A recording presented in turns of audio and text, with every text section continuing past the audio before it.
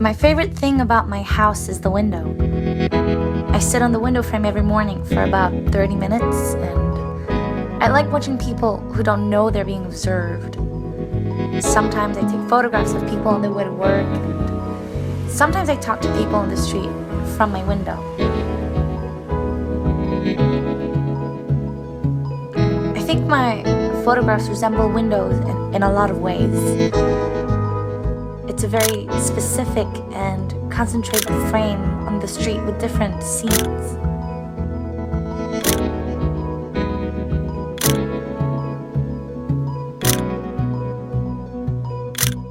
I think people are almost afraid of photographs. So many people ask me what I think the meaning of photographs are. What do you think the meaning of this photograph is? What do you think the photographer wanted me to see? And I think they're asking all the wrong questions, because that is not what a photograph is about. And to all these silly questions, I ask one question. I say, how would you explain what a photograph is to a blind person, to someone who can't see? Then they think I'm being silly, because what's the point of a photograph if you can't see it? It just becomes a sheet of paper.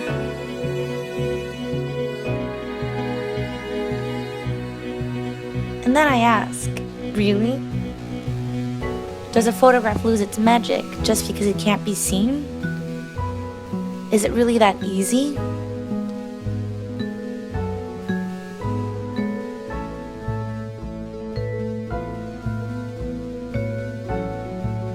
I think I would explain what a photograph is to someone who can't see by starting with something like this. There's a person just like you or me, and that person does the same things just like you and me. She wakes up, stays in bed, be lazy, and then she decides to go for a walk. Just a quick one.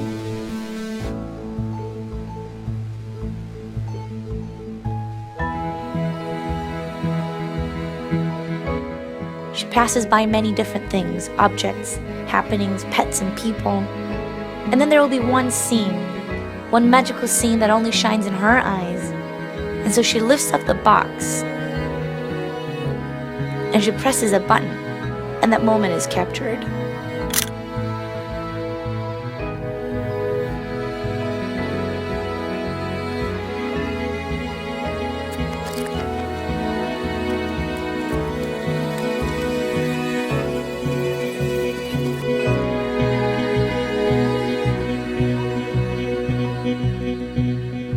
And then she does some magic in the dark and transforms that moment onto paper. Do you want to know what that moment was? It's an old man sitting on a very decorative chair. It looks like the chair could have been, inside the house or a gallery somewhere, but instead it's on the street. And next to him is a little dog sitting by loyally next to his walking stick. What a precious memory. So now I want to ask all of you, when was that one magical moment on the street for you? What did you do when you were witnessing it? What will you do if it comes to you again? A photograph can only exist because someone took the little box that we call a camera to a certain place at a certain moment in time. So whatever form it is, whether it was art photography, studio photography, or street photography, some way or another, it's actually an embodiment of that person's taste in life. So for me, I try to focus on what kind of a person I want to be. I actually try not to describe myself as a photographer. I'm just a 25-year-old girl living in Seoul. I'm also someone who is very lost. I feel like I'm always in search for something when I'm on the street. Something, someone, someplace that will reveal the answer to the secret that I always wanted to know. Someone is bound to know. And when I feel about this close to finding it, I press the shutter. At the same time, I'm adventurous and I'm always curious, so I roam around the streets and go traveling with friends.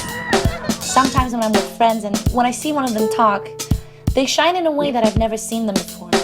It completely distracts me from what they're saying when I take the photographs, but luckily my friends are nice people and they don't mind, I think. Having fun for me is the most important thing. So in my work process, if I'm not having fun, there's absolutely no reason for me to be doing it.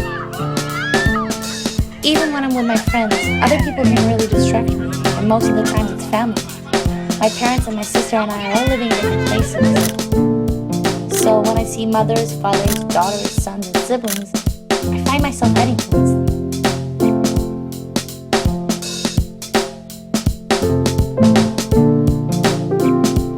Recently, I realized how interesting objects are. They represent so much of a person's state of mind, life choices, and habits. They're inanimate objects, but they tell you so much.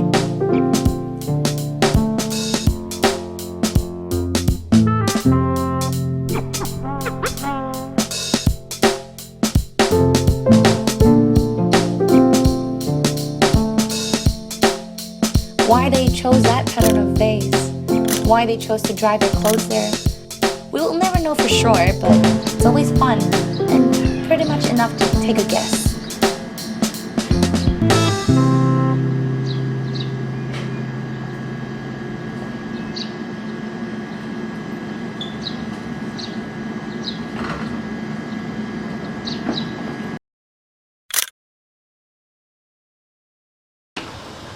I hate staying still and not doing anything, so I do various things with my photography. I created a newspaper with photographs and writing. It comes out every month. I'm working on it with my close friend So-young. She's a designer. We always used to drink and go dancing together, but it's a really nice way to spend time. We get really excited when we're working.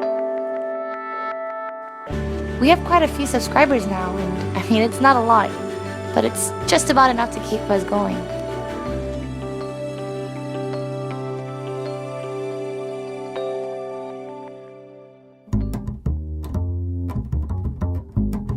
I hold exhibitions with my photographs.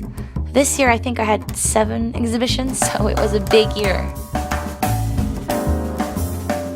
I always try to make my exhibitions fun. I mean, yes, it's black and white, and yes, it's street photography and film, and yes, it's traditional, but I'm young and creative, so why not? I start out preparing for the exhibitions alone and expect to be hammering and hanging my work alone. But I always end up getting help from others. I'm completely blessed with people.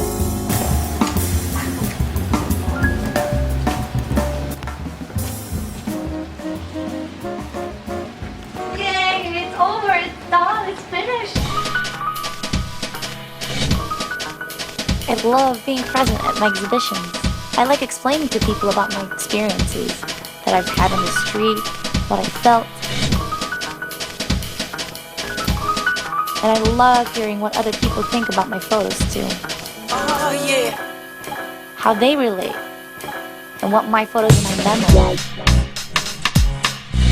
People always have amazing stories to tell me.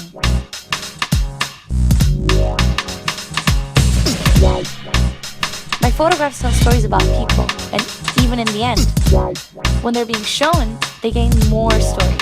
It's a loop of stories and memories, and I never want it to end.